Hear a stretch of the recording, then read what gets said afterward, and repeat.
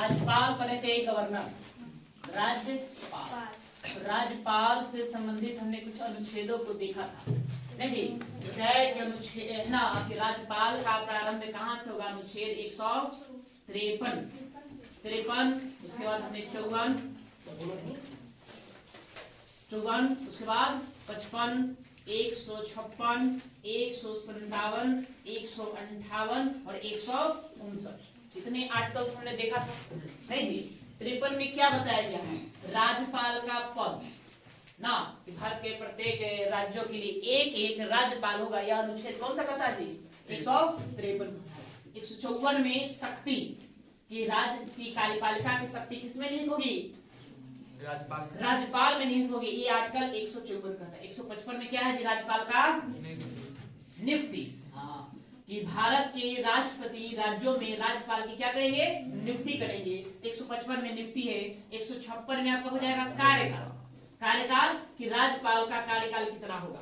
उसके बाद फिर 157 में हमने योग्यताएं देखा, योग्यताएं अहर्ताएं यानी क्या योग्यता होना चाहिए राज्यपाल बनने के लिए। 158 में क्या देखा,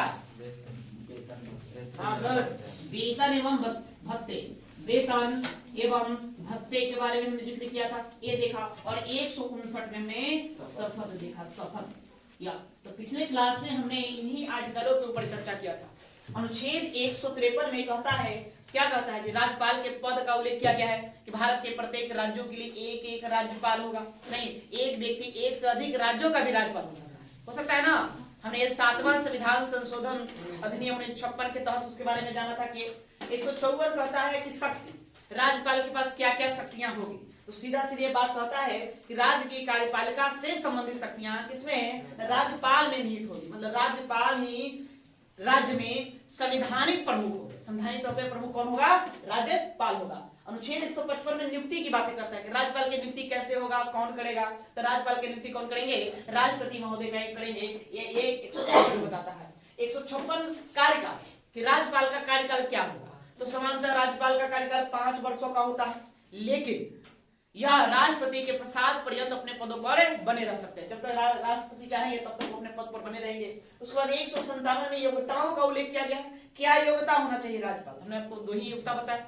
पहला कि वह भारत का नागरिक हो और दूसरा न्यूनतम उम्र कितना हो जाना चाहिए, 35 वर्ष हो जाना चाहिए, है ना, वो राज्यपाल बनने के योग्य है। इसके अलावा और भी बताया गया, लाभ के पद पर ना हो, है ना। राज्यपाल जब आप बनेंगे तो किसी भी सदन का सदस्य नहीं होंगे, संसद में किसी भी सदन का सदस्य नहीं होंगे, राज्य विधानमंडल में किसी भी सदन का सदस्य आप नहीं हो सकते, ये बातें कहता है। अनुच्छेद 158 में राज्यपाल के वेतन एवं भत्तों का उल्लेख किया गया। मैंने बताया था कि वर्तमान में नवीनतम संशोधन के तहत राज्यपाल को कितना, नहीं 3,50,000 रुपए का मासिक वेतन दिया जाता है। यह उसके बाद हमने शपथ देखा था कि राज्यपाल शपथ ग्रहण करेंगे। तो राज्यपाल को शपथ कौन दिलाएगा और किस बात की शपथ लेंगे, तो कौन शपथ दिलाएगा, उच्च न्यायालय का मुख्य न्यायाधीश राज्यपाल को शपथ दिलाता है। उनकी गैर हाजिरी में, अनुपस्थिति में कौन, जो वरिष्ठतम न्यायाधीश होगा वो दिलाएगा, ठीक है। या और ये संविधान की रक्षा एवं लोक कल्याण का शपथ लेते हैं। हमने इतना पढ़ लिया था। अब ये हम राज्यपाल के शक्तियां का अध्ययन करेंगे। राज्यपाल की शक्तियां,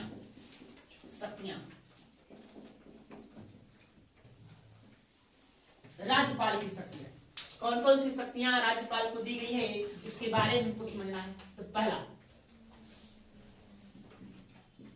कार्यपालिका, आप लोग लिखते चलेंगे यहां से। राज्यपाल की शक्तियां, कार्यपालिका से संबंधित शक्तियां,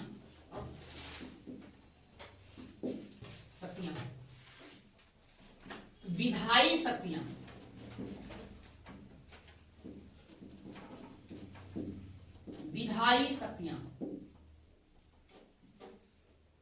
विधायी शक्तियां, अध्यादेश जारी करने की शक्ति,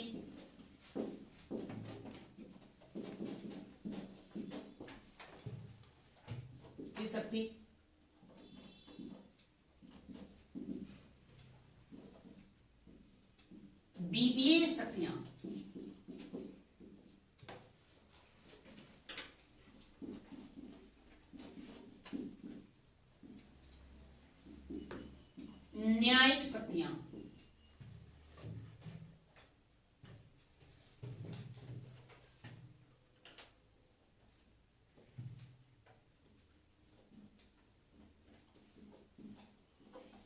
विवेकीय विवेकीय शक्तियां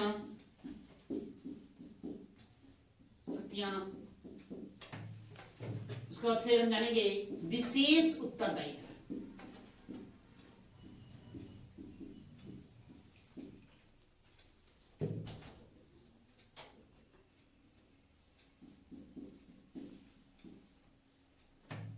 विशेष उत्तरदायित्व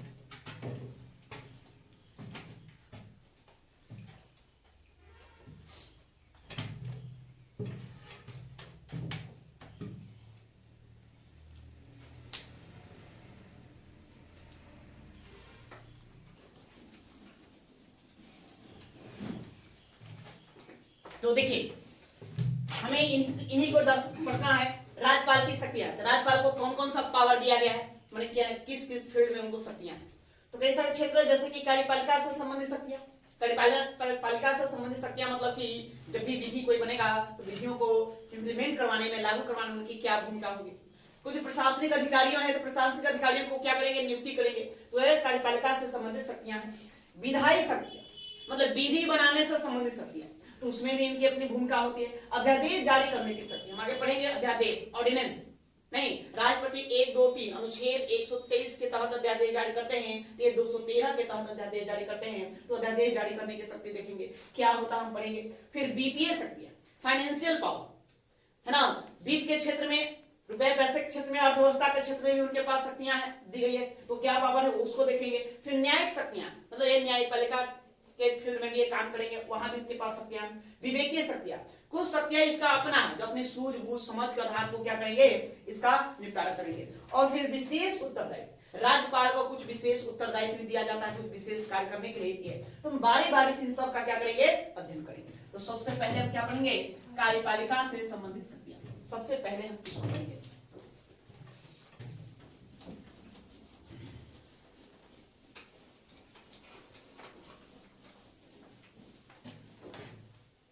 देखिए राज्यपाल की कार्यपालिका से संबंधित शक्तियों को आपको पढ़ना है, तो आपको आर्टिकल को ध्यान देना है। कौन कौन सा आर्टिकल, एक आपको ध्यान देना अनुच्छेद 154, इसको इस पर फोकस करना है। उसके बाद फिर हमें देखना है अनुच्छेद 164 का क्लाउज 1, इस पर फोकस करना है।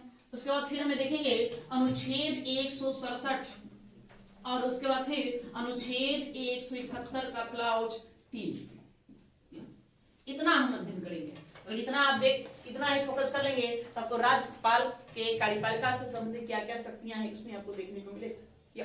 ठीक है, अनुच्छेद 154 कहता है सीधा सीधा, यही तो बताता है कि राज्यपाल के पास वास्तव में कार्यपालिका की शक्ति है कि नहीं।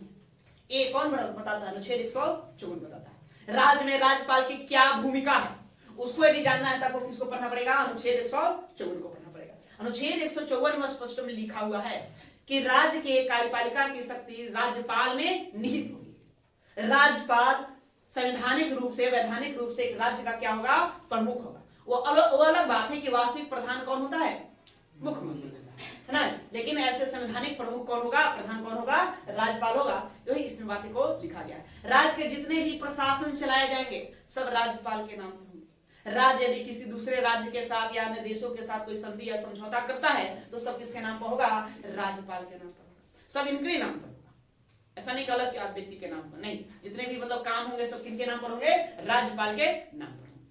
ठीक है, उसके बाद अनुच्छेद 164 में हम देखेंगे, अनुच्छेद 164 में लिखा हुआ है कि राज्यपाल क्या करते हैं कि विधानसभा में, कहा विधानसभा में बहुमत दल के नेता को मुख्यमंत्री नियुक्त करें। विधानसभा में जिसको बहुमत आ गया उस बहुमत दल के नेता को क्या करेंगे, मुख्यमंत्री नियुक्त कर दें। पिछले क्लास में हमने बताया था कि मुख्यमंत्री कैसे बनते हैं ना, पहले विधानसभा का चुनाव होगा, विधानसभा के चुनाव के बाद जिस दल को बहुमत प्राप्त होगा, नहीं जैसे बिहार में 122 चाहिए सीट, जिस दल को प्राप्त हो गया उस दल की क्या होगी, सरकार बनेगी। वो अपना राज्यपाल को अपना ज्ञापन सौंपेगा, बोलेगा कि मेरे पास हाँ इतना बहुमत है, हम बहुमत को पार कर गए हैं, तो राज्यपाल क्या करेंगे, तो वही बहुमत प्राप्त जो दल होगा उसी बहुमत प्राप्त दल में से किसी एक व्यक्ति को मुख्यमंत्री के पद पर नियुक्त कर देंगे, मुख्यमंत्री नियुक्त कर देंगे। फिर वो मुख्यमंत्री के सलाह पर अन्य मंत्रियों को नियुक्त करेंगे और उन लोगों को क्या करेंगे, शपथ दिलाएंगे। ये अनुच्छेद 164 बताता है। 167 इसको हम देखेंगे। 167 कहता है कि यदि आपको कोई राज्यपाल और मुख्यमंत्री के मध्य क्या रिलेशन है, संबंध, अगर इस संबंधों को समझना है तो आपको अनुच्छेद 167 देखना है। अनुच्छेद 167 रिश्ता बताता है, रिलेशन किसके किसके मध्य, मुख्यमंत्री और गवर्नर के मध्य। यह रिश्ता बताता है सीएम प्लस गवर्नर, इन दोनों के मध्य क्या रिश्ता है, इसको जानने के लिए आपको अनुच्छेद 167 देखना होगा। अनुच्छेद 167 में लिखा हुआ है कि राज्यपाल मुख्यमंत्री से प्रशासन से संबंधित जानकारी मांग सकता है। मतलब बताइए, मतलब आपके राज्य का शासन प्रशासन कैसे चल रहा है, इसकी जानकारी आप मांग सकता है। और मुख्यमंत्री का उत्तरदायित्व बनता है कि राज्यपाल के द्वारा मांगे गए सूचनाओं को उपलब्ध करें, उनको उपलब्ध कराना। ये क्या बता रहा है, रिश्ता बता रहा है कि दोनों में क्या संबंध है। इस अनुच्छेद के तहत देखेंगे तो राज्यपाल पावरफुल है, वो मुख्यमंत्री से अपना सवाल जवाब कर सकता है यहाँ। उसी प्रकार से अनुच्छेद 171 देखेंगे कि राज्यपाल विधानसभा में, कहा विधान परिषद में कुल सदस्यों का 1/6 सदस्य का मनोनयन करेंगे, वो डायरेक्ट क्या कर देते हैं, नियुक्ति कर देंगे। तो इन आर्टिकलों में राज्यपाल की कार्यपालिका से संबंधित शक्तियां हैं, आपको बारीकी से जानना होगा। प्रश्न पूछने का भी ट्रेंड बदल गया, अब सीधे सीधे प्रश्न पूछ रहा है निम्नलिखित में कौन राज्यपाल की विधायी से संबंधित शक्तियां हैं, या कार्यपालिका से संबंधित शक्तियां हैं, या न्यायिक शक्तियां, तब सबको बारी बारी से जानना हो, ठीक है क्या। तो चलिए सुसज्ञ कार्यपालिका से संबंधित शक्तियां, देखिए अनुच्छेद 154, अनुच्छेद 154 और नीचे इस तरह से अपना पॉइंट बनाकर लिखेंगे, इसको लिखिए।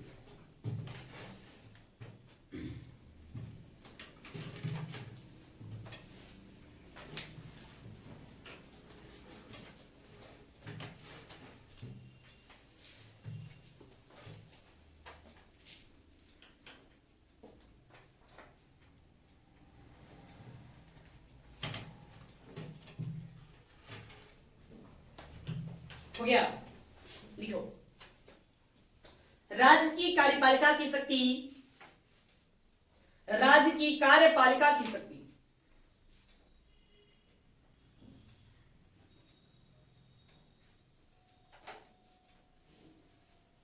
राज्य की कार्यपालिका की शक्ति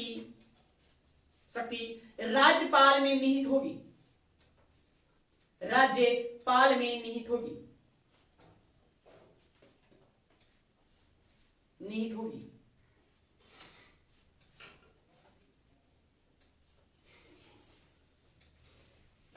तथा वह इन शक्तियों का प्रयोग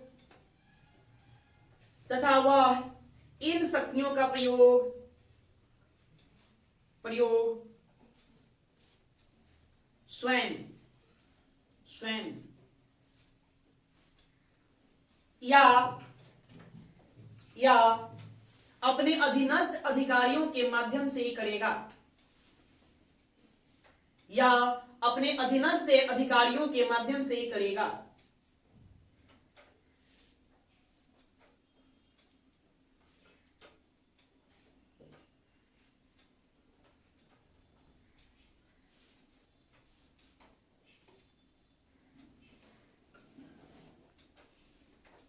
माध्यम से करेगा।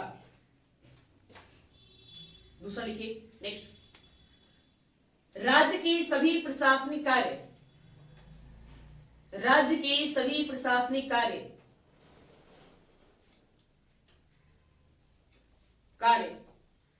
राज्यपाल के नाम से ही संपादित किए जाते हैं।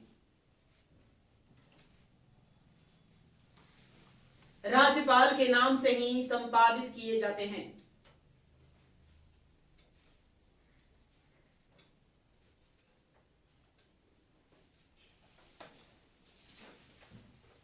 ठीक है, तो आर्टिकल 154 में इतनी बातें आपको ध्यान में रखना, ज्यादा नहीं। सीधा सीधी प्रश्न अक्सर आते रहता है एग्जामों में, नहीं कि राज्यपाल की कार्यपालिका से संबंधित शक्तियां कहां निहित है, अनुच्छेद 154 वहां साफ साफ लिखा हुआ है, उन्हीं में निहित होगा, राज्यपाल में निहित होगा, इस बात को ध्यान रखना है। उसके बाद हमें अब पढ़ना है अनुच्छेद 164(1). देखिए अनुच्छेद 164(1), अनुच्छेद 164(1).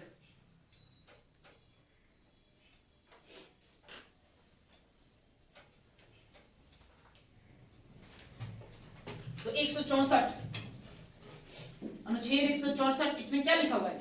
इसमें लिखा हुआ है कि राज्यपाल क्या करेंगे? नियुक्ति करेंगे। नियुक्ति किसकी नियुक्ति करेंगे? मुख्यमंत्री का। मुख्यमंत्री का नियुक्ति करेंगे। मुख्यमंत्री कौन होंगे? तो विधानसभा में बहुमत दल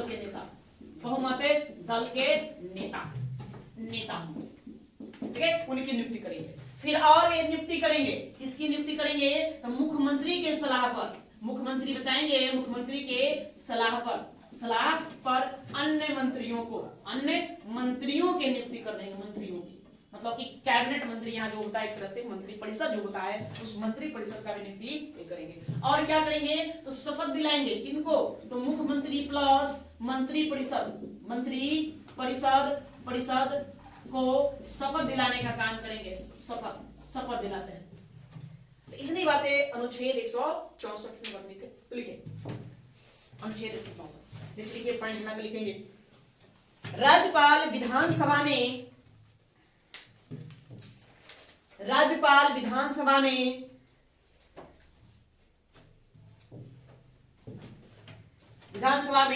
बहुमत दल के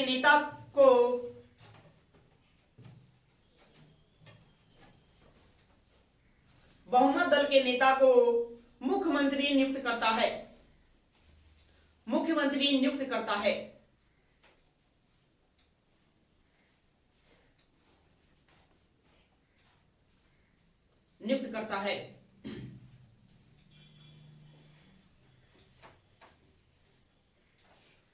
और मुख्यमंत्री की सलाह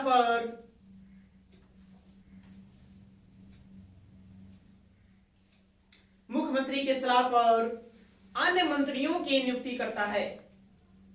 अन्य मंत्रियों की नियुक्ति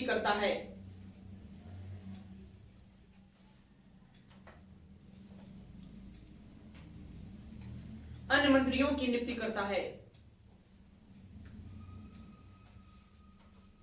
उसी में जोड़ दीजिए, तथा उन्हें पद एवं गोपनीयता की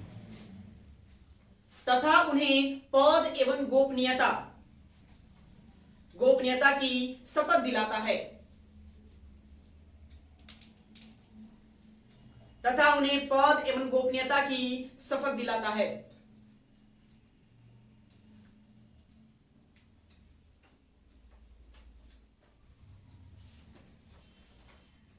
नेक्स्ट पंक्ति लिखेंगे, प्रत्येक मंत्री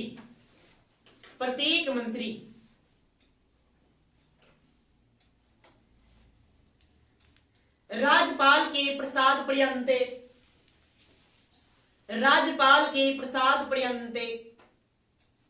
पद धारण करता है।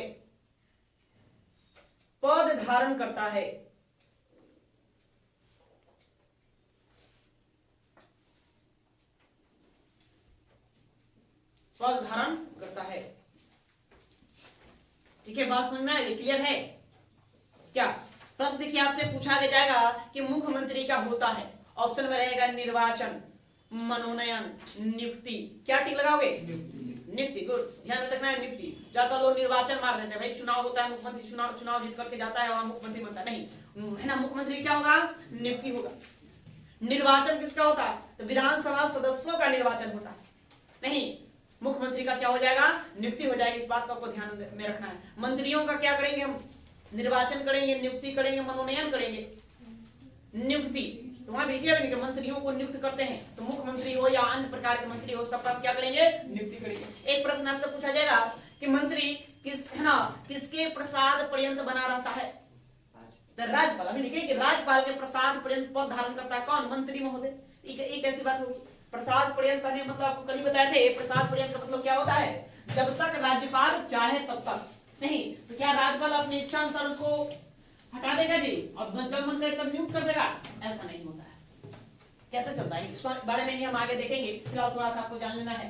देखिए राज्यपाल, राज्यपाल नहीं और मुख्यमंत्री, मान लेते हैं मुख्यमंत्री, राज्यपाल और मुख्यमंत्री, ये देखेंगे मुख्यमंत्री।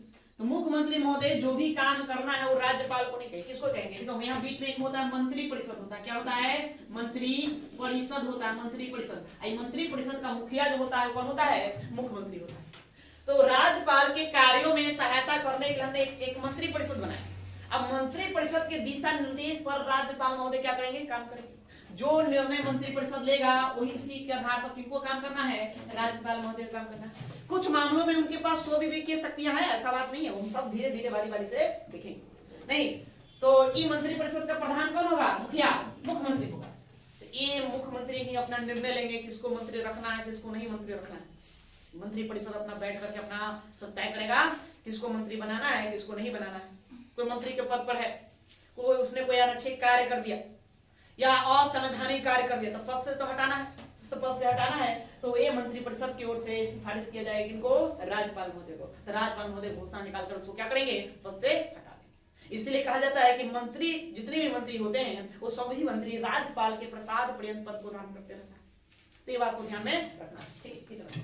उसके बाद आइए और हम देखेंगे अनुच्छेद 167, अनुच्छेद 167। इसमें भी राज्यपाल के कार्यपालिका से संबंधित शक्तियां मिलेंगी, जहां जहां वो काम करेंगे। तो ये काम कर रहे हैं, नियुक्ति करना मतलब क्या हुआ? काम करना नहीं, मुख्यमंत्री की नियुक्ति करना, मंत्री परिषद की नियुक्ति करना मतलब क्या हुआ? काम हुआ। तो यहाँ भी आपको काम करेंगे, यहाँ क्या काम करेंगे? यहाँ काम करेंगे प्रशासन से संबंधित जानकारी, प्रशासन से संबंधित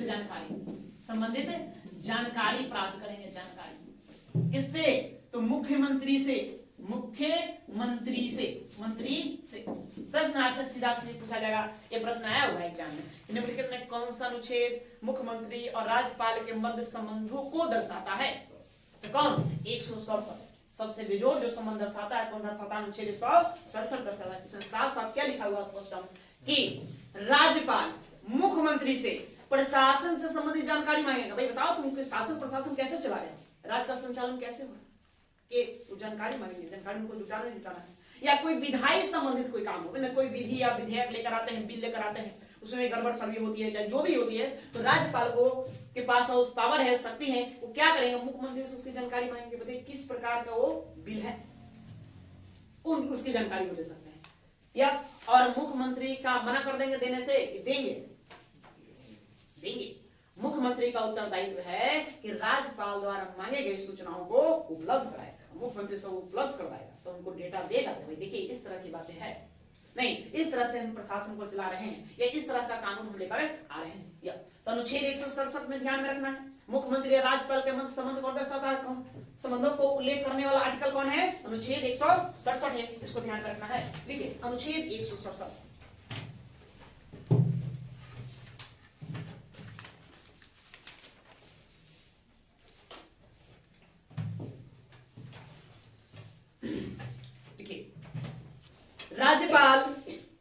राज्यपाल राज्य के प्रशासन, राज्यपाल राज्य के प्रशासन से संबंधित है। राज्यपाल राज्य के प्रशासन से संबंधित है और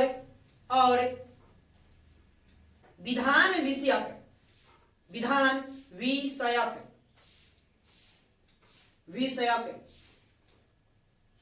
कोई भी जानकारी मुख्यमंत्री से मांग सकता है। कोई भी जानकारी मुख्यमंत्री से मांग सकता है।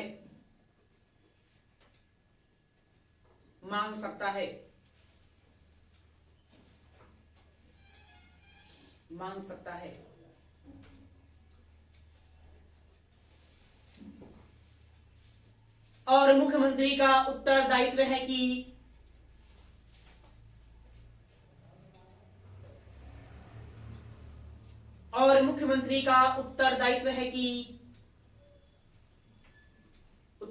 है कि राज्यपाल द्वारा मांगे गए सूचनाओं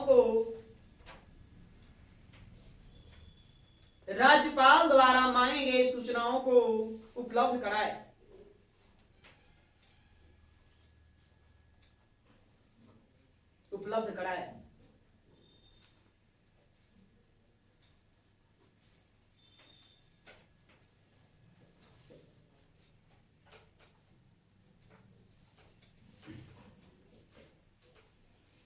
नीचे एक पंक्ति और लिख दीजिए। अनुच्छेद 167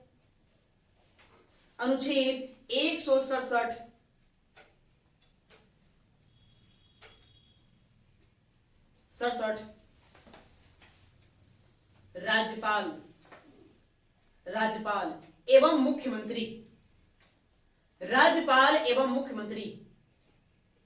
मुख्यमंत्री के मध्य संबंधों को दर्शाता है।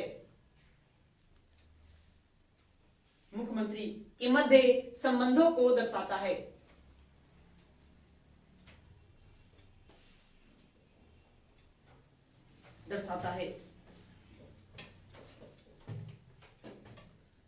ठीक है, ये इतना लिखेंगे। अब आइए अनुच्छेद 171(3), अनुच्छेद 171 का क्लॉज 3।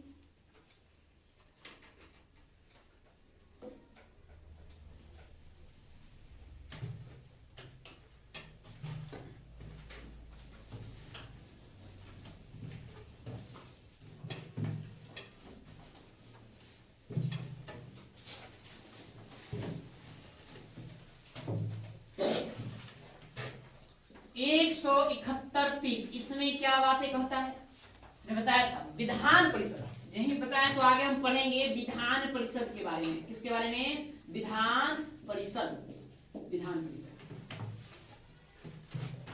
बिहार में द्विसदनीय राज्य विधानमंडल है।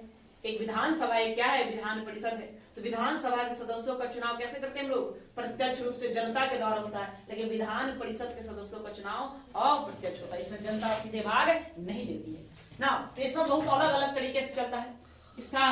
इसी में हम पढ़ेंगे कि जो एमएलए होते हैं, एमएलए विधायक को कुल सदस्यों का 1/3 का क्या करते हैं?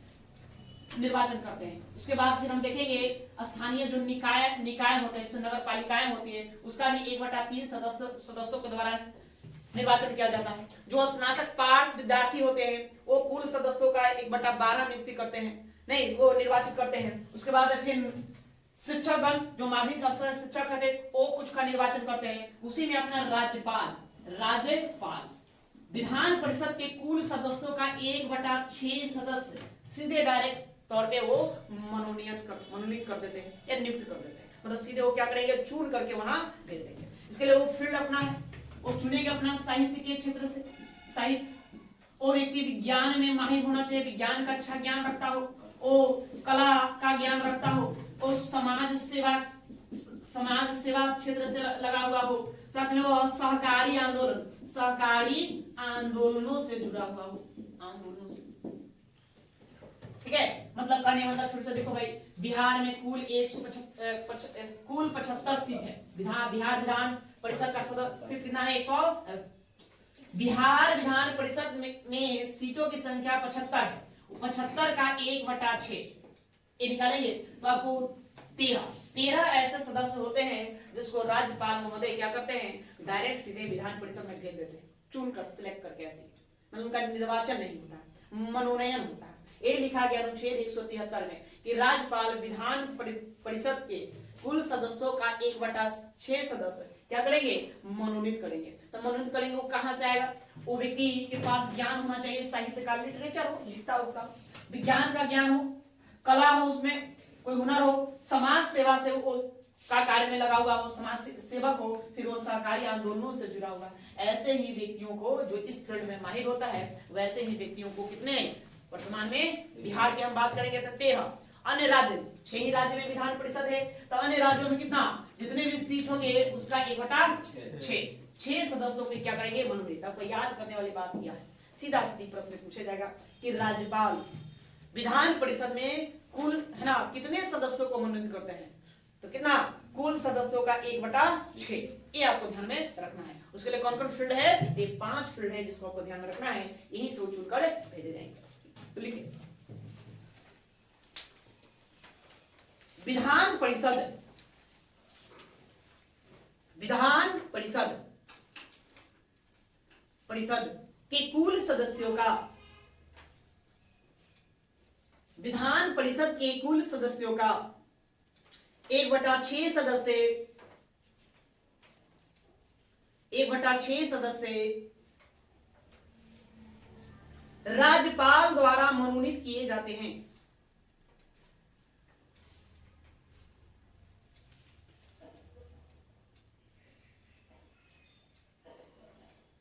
राज्यपाल द्वारा मनोनीत किए जाते हैं।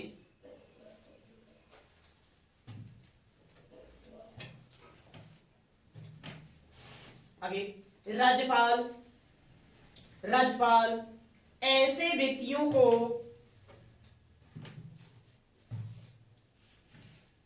ऐसे व्यक्तियों को विधान परिषद का सदस्य नियुक्त करता है, विधान परिषद का सदस्य नियुक्त करता है, सॉरी नियुक्त नहीं लिखेंगे, क्या लिखेंगे, मनोनीत, मनोनीत शब्द का प्रयोग करेंगे।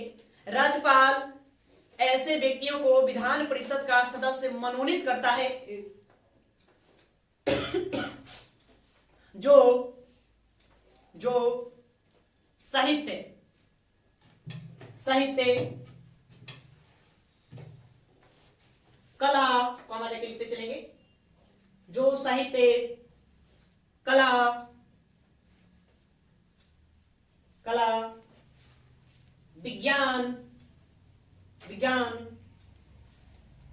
समाज सेवा,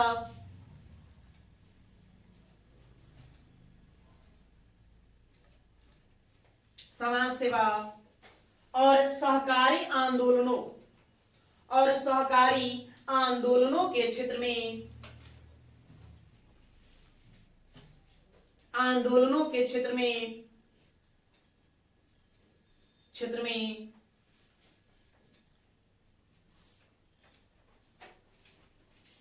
विशिष्ट ज्ञान या अनुभव रखता हो, विशिष्ट ज्ञान या अनुभव रखता हो।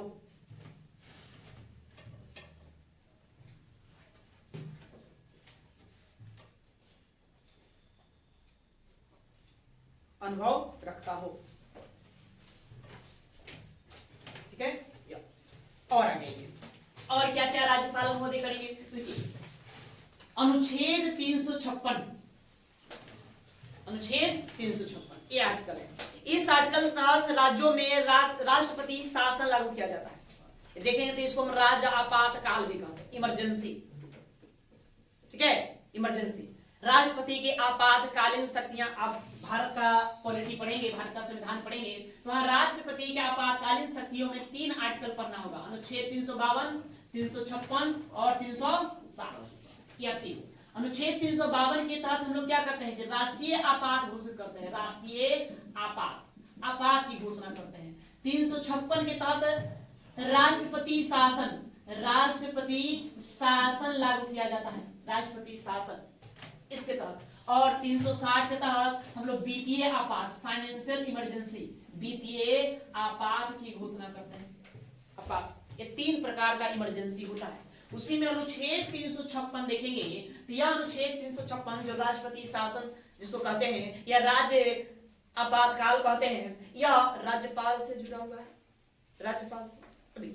यह अनुच्छेद 356 में लिखा हुआ है, जब किसी राज्य का जो संवैधानिक मशीनरी फेल हो जाए, है ना, फेल्यूर टू कॉन्स्टिट्यूशनल मशीनरी, नहीं मतलब संवैधानिक तंत्र जब फेल हो जाए या उस राज्य का शासन प्रशासन संविधान के तहत न चले, तो वैसी स्थिति में राज्यपाल अनुशंसा करते हैं राष्ट्रपति को कि इस राज्य की प्रशासन व्यवस्था ठीक ठाक नहीं चल रही है, संविधान के तहत नहीं चल रही है, तो यहाँ पर यहाँ की सरकारों को भंग कर करके राष्ट्रपति शासन लागू कर दिया जाता है। जब राष्ट्रपति शासन लागू कर दिया जाए तो राज्य का मुखिया, राज्य का प्रधान अधिकारी कौन बन जाता है, राज्यपाल बन जाता है। बस समझ गए। तो इसके बारे में हम राष्ट्रपति शासन के बारे में और आगे पढ़ेंगे बाद में, अभी फिलहाल इतना ही लिख लीजिए, थोड़ा सा लिखो, लिखिए आगे देखेंगे। राज्य के इस अगला एकदम ऐसे लिखो, अनुच्छेद 356 के तहत, अनुच्छेद 356 के तहत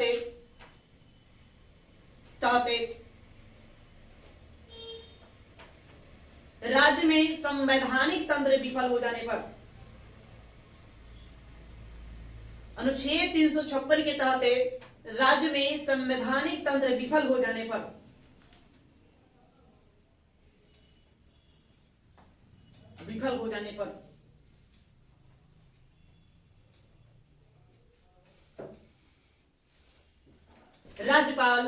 राज्यपाल राष्ट्रपति शासन की सिफारिश करता है।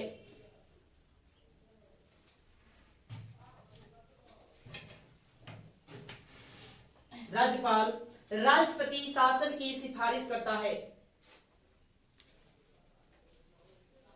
और राष्ट्रपति शासन लागू हो जाने पर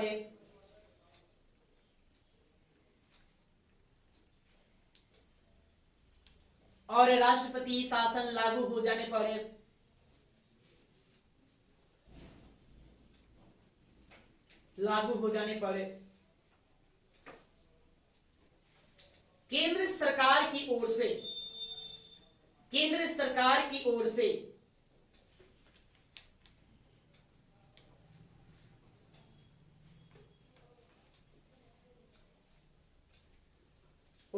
प्रतिनिधि के रूप में राज्य का प्रशासन चलाता है। प्रतिनिधि के रूप में राज्य का प्रशासन चलाता है।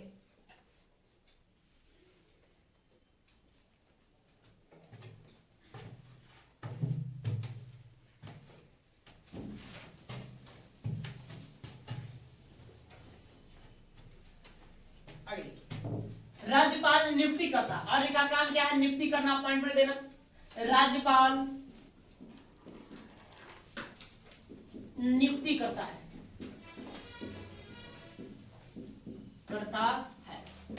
तो किसका नियुक्ति करता है? तो बहुत सारे पदों पर नियुक्ति देंगे, जैसे कि राज्य का महाधिवक्ता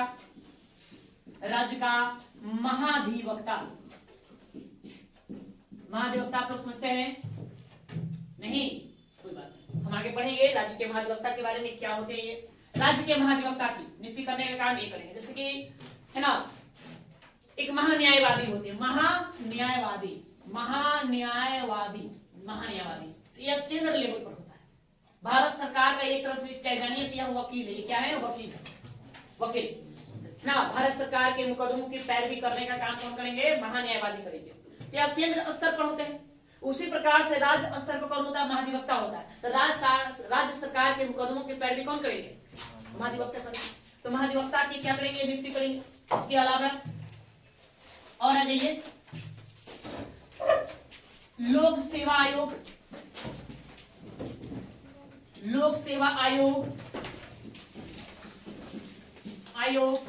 के अध्यक्ष एवं सदस्यों को इसकी क्या करेंगे? नियुक्ति देंगे। यहाँ लोक सेवा आयोग करने मतलब क्या जी? लोक सेवा में दो होगा, एक राज्य लोक सेवा आयोग और संघ लोक सेवा आयोग। तो संघ लोक सेवा आयोग हम यूपीएससी कहते हैं। राज्य लोक सेवा आयोग हम बिहार में है तो बिहार में क्या कहा जाता है? बीपीएससी कहा जाता है। तो बीपीएससी का जो अध्यक्ष होंगे है ना, उन अध्यक्ष की नियुक्ति करेंगे और अन्य सदस्य उसमें शामिल होंगे, उन सदस्यों क्या करेंगे? नियुक्ति करने का काम करेंगे। उसी प्रकार से हम राज्य निर्वाचन आयोग, तो राज्य निर्वाचन आयोग के जो सदस्य होंगे उसमें, उसी प्रकार से हम चलेंगे राज्य वित्त आयोग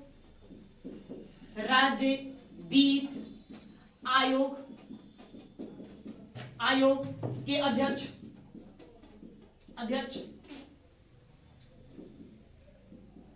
एवं सदस्य जो भी सदस्य होंगे उनका नियुक्ति करेंगे या उनको नियुक्ति करने का काम करेंगे। उसी प्रकार से और नियुक्ति किसको देंगे? तो देंगे राज्य स्तरीय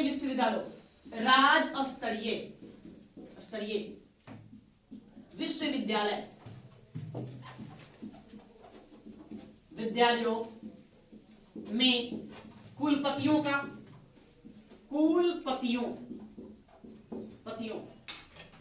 नाम है वाइस चांसलर।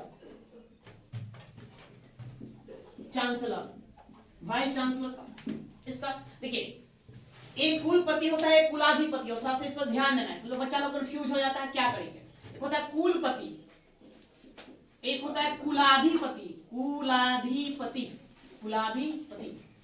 यूनिवर्सिटी, विश्वविद्यालय आप जानते हैं, यूनिवर्सिटी, विश्वविद्यालय, विश्वविद्यालय दो स्तर के होते हैं, केंद्र स्तर के विश्वविद्यालय होते हैं, एक राज्य स्तर के विश्वविद्यालय।